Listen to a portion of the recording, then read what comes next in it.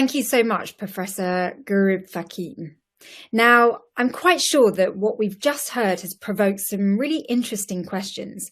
And to discuss them, we're joined by Sir Philip Campbell. Sir Philip Campbell has been Editor-in-Chief of Springer Nature since 2018 and previously served as Editor-in-Chief of the journal Nature between 1995 and 2018. Prior to this, he was the founding editor of Physics World in the UK and physical science editor for Nature. Sir Philip received his PhD from the University of Leicester, and his doctoral and postdoctoral work was on the physics of the ionised upper atmosphere. He's worked with multiple international organisations, including the UK government, the EU and the US National Institutes of Health on Science and its impacts on society. So Philip, it's over to you.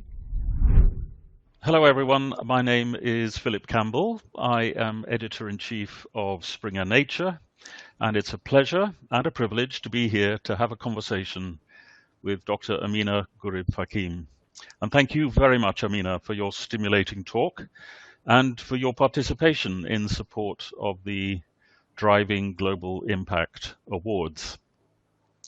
I'm very conscious of the presence in our audience of 8 fine researchers who are the finalists for today's awards.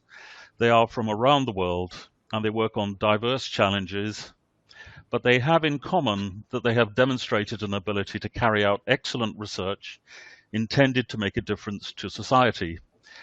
They have many years and many opportunities ahead of them. So during this conversation, Amina, I hope we can include some messages from you for them based on your own unusual diversity of experiences in your career.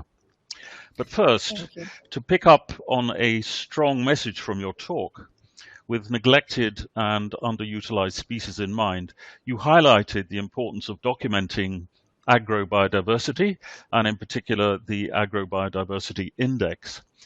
Can you outline the prospects for that index and what it requires from academic or other researchers, just briefly? Thank you. You know, documentation has become an issue, and here I will go back again to the African continent. Why do we need to document?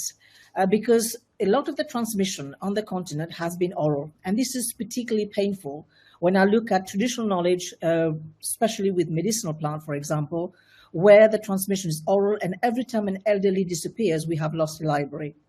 So having this documentation, whether it's the Agrobiodiversity Index, and whether it is documenting neglected species, I think it is critical that we start this process sooner than later, because I have mentioned in my presentation that the food production, for example, the rate is getting lower than population growth.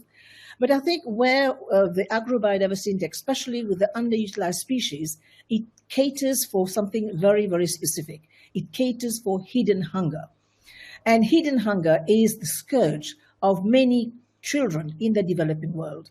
And with the changing climate, we also see the impact of climate change on the quality of the crops, of the food stuff which are being grown and produced in many parts of the world. And I think this is the combination of these two is going to be critical to ensure food security, but more importantly, address hidden hunger and ensure that we get the quality food, because climate change in a recent published paper showed it's impacting the quality and the nutrient level in many of the basic food crops. So I present this in our introduction so that we can engage, but not just for climate change and agriculture, but also health, because our health, our security sits at the nexus of a changing climate. Yeah.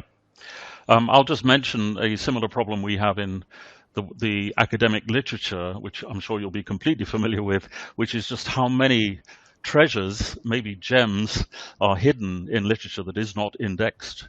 It may be in foreign languages, and that is something that we also have to do something about. And certainly, I'm very keen to help if I can on that. I do want now to turn to your career, which was an unusual one to say the least. A key transition you made after a distinguished academic career was into industry and entrepreneurialism. It was a company that is still working on the products of plants for health and for pharma and for nutrition, and it undertakes clinical trials and others to establish those products. But what did it take for you to make that transition? Given the audience that we have, are there messages you want to give about what entrepreneurialism means when it's not necessarily cultivated within academia? You know, as an academic, I was traveling to many parts of the world. I remember going to a conference where they were actually showing food supplements. And I went and I was looking at some of the products which were on display. And I saw one product which of course you can't make a kind of statement or claims, that it helps to regulate the level of sugar in your blood. Not to say it helps diabetes. And when I was looking at the reference section of this product, I could see a few of my own publications there. Unfortunately, at the university where I was working, it's a matter of publish or perish. So all information is put out there in the public domain because we are in such a haste to publish, we don't protect the intellectual property. So I was thinking about this, and when I was ending my term as Deputy Vice Chancellor, I said, why not take the leap into industry? Because I was convinced, and I still remain convinced, that the database I had created when I was in academia could serve as the basis for production of new innovative molecules. And I met this entrepreneur, and together I took the big leap. And here again, it's a matter of taking risk. And this is something that we are not familiar with in academia. And coming from my background, where I am in a very conservative society, in a conservative career structure, taking that leap into the unknown was completely anathema. But I went ahead. And I created this enterprise as a holding company with the rest. And as I rightly said, we're doing clinical trials. We're working with the big names in industry. And so I posited this pillar for production of new innovative molecules. Now, why it matters? Because we are living post-CBD 1992, the Earth Summit in Rio. We are living in an era where the Nagoya Protocol has been adopted by many countries. They have ratified the Nagoya Protocol. And who says Nagoya talks about traditional knowledge, talks about sharing, benefit sharing. So I was there with great asset, in as much as Mauritius doesn't have indigenous peoples, and my government literally owned the knowledge, and I had put everything in the public domain. So I thought this was a great asset. In fact, it did actually cotton on to the audience I was sharing my information to. So I did that, and I created this space because I remain convinced that for Africa and many parts of the developing world, academics must become job creators as opposed to job seekers. Because if you look at the African continent, we get on average 12 million graduates landing on the job market every year. And there's no way, especially in the age of the fourth industrial revolution, that any government can create that many jobs. So I was employing literally about 6 or 7 graduates, but more importantly, I was providing the space for that young graduate to get job experience before going into the proper world of work. So that was, I think, something that I would like to share. So it's a matter of taking risk, calculated risk maybe, but go out there, create a job, create a business, become an entrepreneur. And fortunately, this is coming up. This is being understood by many people. And I keep using the model of Facebook. If Facebook didn't get that philanthropist to come and give that $100,000 to Mark Zuckerberg and tell him, go and register your company in Palo Alto, we may not be seeing what we have today in terms of social media. I mean, some people will say maybe it's good, maybe it's bad, but I think we have to recognize the power of social media in the business, in our conversation, in our daily lives. So that's my message for the timing. Take risks, become entrepreneur, become innovative. But also you did say, just very briefly on this one, but you did say you met an entrepreneur, and Yes. that was clearly important. So is that something that is now relatively easy to do, to meet those people with that experience and reach? It all depends. It depends if what your idea is resonating with them and the structure is there. I was lucky because the three pillars of that company was there already. So adding the fourth one was not too difficult. But it is true that angel funding, venture capital, they are very, very few and far between, especially, again, I say in Africa. And again, this is where we need to get more of this investment. But I think another point I raise is the issue of philanthropy. We need to get people to support young researchers. I know a few people in Africa and also in Asia where it's happening, but we need more of these philanthropists. We need to speak to them. And again, this is where our scientists, we fail because we are good at speaking to each other, but we're not good at communicating our work. Yeah. And so we need to be there and get maybe another module on communication skills so that we can speak to these people, speak the language of policymakers, make them understand that governments also need to create that infrastructure where that academic will feel secure to go out there and create his or her enterprise. Yeah. I think if one looks at academia in many places, that link into business and opportunities of that sort is increasingly common, despite the challenges. Politics is a whole different ballgame for academics. If I look at your Wikipedia entry, suddenly you're president. That's, as far as I can see, the first mention of politics. So our time is limited, so you might just want to say something about how that happened, but actually more about the role of academics with politicians. And you know, they're two different cultures, worlds apart in some ways, but clearly not totally, because there you are. So anything you can say to the audience about your views about academics and politics would be very interesting.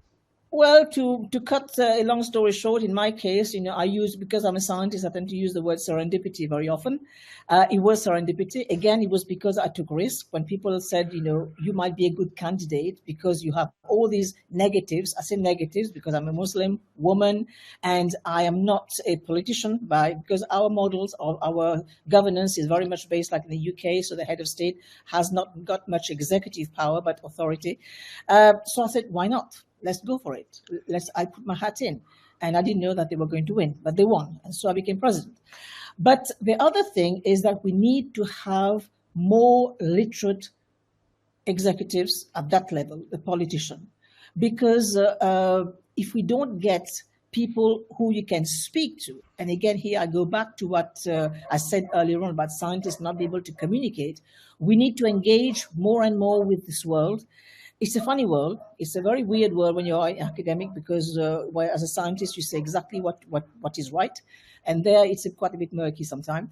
But you have to be there to speak to them, communicate with them, convince them that investment, and I use the word here very carefully, investment in the young people is not an expense. An investment because you're creating jobs, you're creating security, you're creating, in fact, the possibility for them to get re-elected again.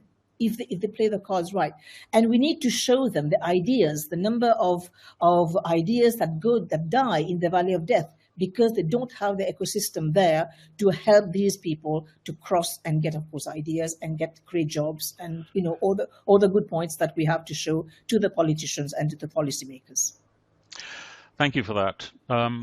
Going back to the bigger challenges of the sort that you were describing in your talk, a politician tends to have short-term goals, partly because of electoral cycles and so on and so forth. Whereas so much of what those bigger challenges require is a very long-term perspective. And, this happens again and again in every, at least, democracy. So the question is, what have you got to say that can help, as it were, reconcile those timescales, given that you live with both? I think, again, this is where I think countries, the old democracy, the old world, like the Western world, I take, for example, institutions like Oxford and Cambridge, they have existed for so long because the people who have been appointed at the helm of these institutions, they have been guardian. They have been appointed to protect the integrity and the reputation of these institutions. So we have to keep on building and reinforcing our institutions, because that's the only thing that stays constant when everything else has gone. And so let us keep on focusing on building institutions. Let us keep on appointing, by virtue of merit, people at the helm of these institutions that can ensure, that can safeguard the reputation, and of course, the credibility. At the end of the day, it boils down to credibility. When the people from these institutions speak, the world listens. So this is the message we have to take to our policymakers, that institutions matter.